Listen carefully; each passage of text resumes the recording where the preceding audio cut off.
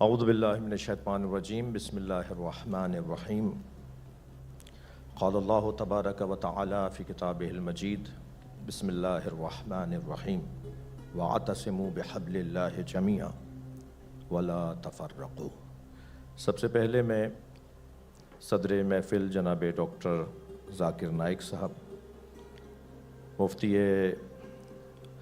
صاحب عظمت جناب مولانا مفتی عبدالرحیم صاحب،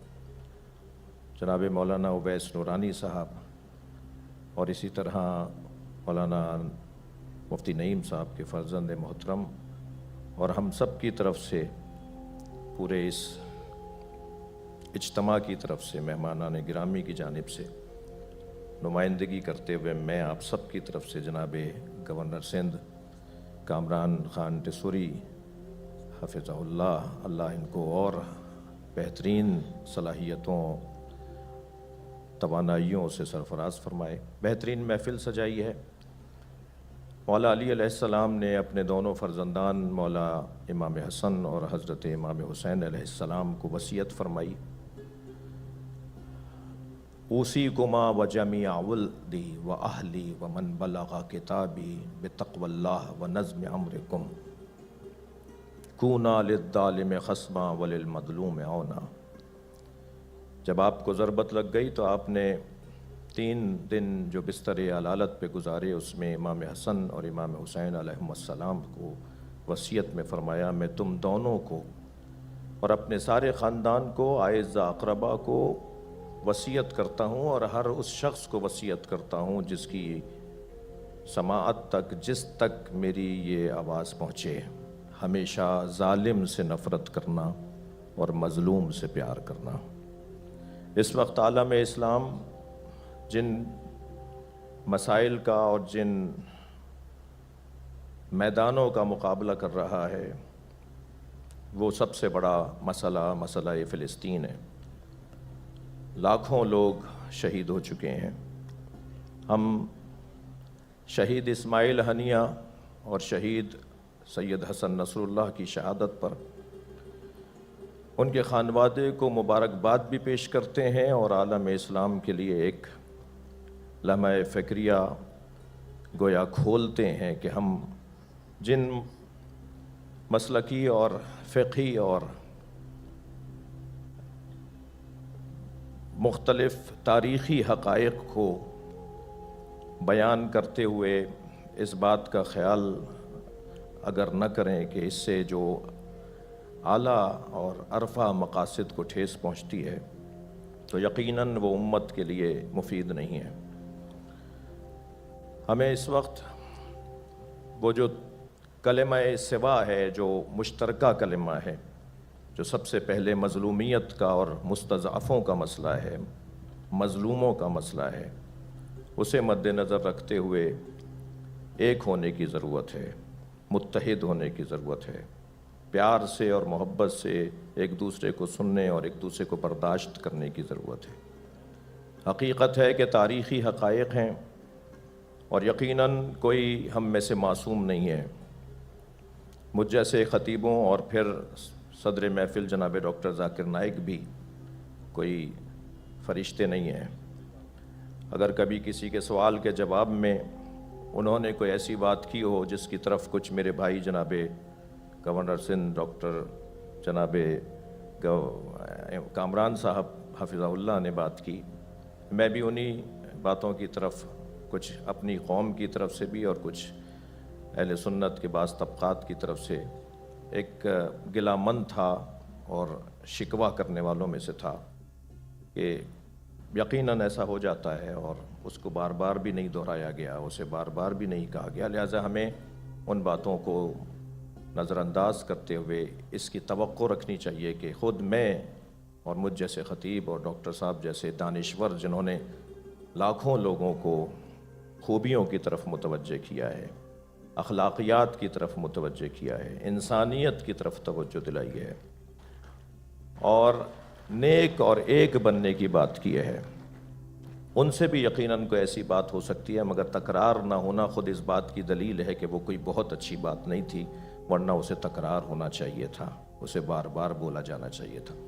میں پاکستان کی سرزمین پر بحیثیت ایک پاکستانی شہری، پھر بحیثیت ایک مسلمان، پھر مسلمانوں میں ایک اہل بیت کی تعلیمات کا مروج اور مبلغ کی حیثیت سے ڈاکٹر ذاکر نائک کو خوش آمدید کہتا ہوں۔ شکریہ۔ آج مجھے بہت خوشی ہو رہی ہے کہ میں پاکستان کی سرزمین پہ ہوں۔ یہ میری خواہش تھی کئی سالوں سے کہ میں پاکستان تقریر کے دورے پہ آؤں۔ 33 سال پہلے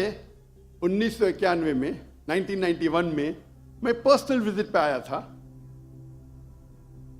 لیکن آج پہلی بار خصوصاً تقریر کے دورے پہ حکومت پاکستان کے دعوت پہ میں آیا ہوں، اور یہ لاسٹ 2-3 دنوں سے مجھے بہت خوشی محسوس ہو رہی ہے، اور امید رکھتا ہوں کہ اس لیکچر کے دورے سے میں کافی نالج، علم اور بھائی چارہ محسوس کروں انشاءاللہ۔ میرے نزدیک آج کے تاریخ میں میڈیا سب سے اہم ویپن، سب سے اہم ہتھیار ہے۔ It can convert black into white, day into night. وہ کالے کو سفید کر سکتا ہے، سفید کو کالا کر سکتا ہے۔ وہ ایک ہیرو کو ولن بنا سکتا ہے، ولن کو ہیرو بنا سکتا ہے۔ اور آج کے انٹرنیشنل میڈیا میں ہم دیکھتے ہیں کہ اسلام کے خلاف ایک پروپیگنڈا ہو رہا ہے۔ ہمارے انٹرنیشنل میڈیا میں، چاہے وہ انٹرنیشنل نیوز پیپر ہو، انٹرنیشنل میگزین ہو، انٹرنیشنل سیٹلائٹ چینلز ہو، انٹرنیشنل ویب سائٹس ہو، انٹرنیشنل سوشل میڈیا ہو، ہم دیکھ رہے ہیں کہ ہر روز اسلام کے خلاف غلط فہمیاں پھیلائی جا رہی ہے۔ جہاں تک کہ میڈیا کا سوال ہے، ہم مسلمان انٹرٹینمنٹ میڈیا میں بہت ماہر ہے۔ بالی ووڈ، جہاں سے میں آیا ہوں، میں بمبے میں پیدا ہوا، اسے کہتے ہیں بالی ووڈ۔ وہ ایک ایسا شہر ہے جو دنیا میں سب سے زیادہ فلم ہر سال بنائی جاتی ہے، اور بالی ووڈ کو آپ دیکھیں گے 1/3، 1/3 حصہ مسلمان اسے کنٹرول کر رہے ہیں، چاہے ایکٹر ہو، چاہے پروڈیوسرز ہو۔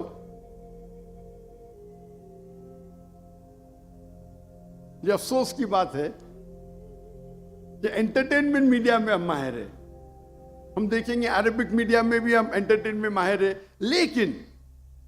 جہاں تک کہ اسلامک میڈیا کا سوال ہے، ہم مسلمان مسکین ہیں، بیکورڈ ہے، کمزور ہے۔ کیوں؟ ہم جب بزنس کرتے ہیں تو عالی شان آفس، عالی شان گاڑیاں، عالی شان اکوپمنٹ، انٹرٹینمنٹ میڈیا کے لیے بیسٹ کیمراز ہے دنیا کے، لیکن دین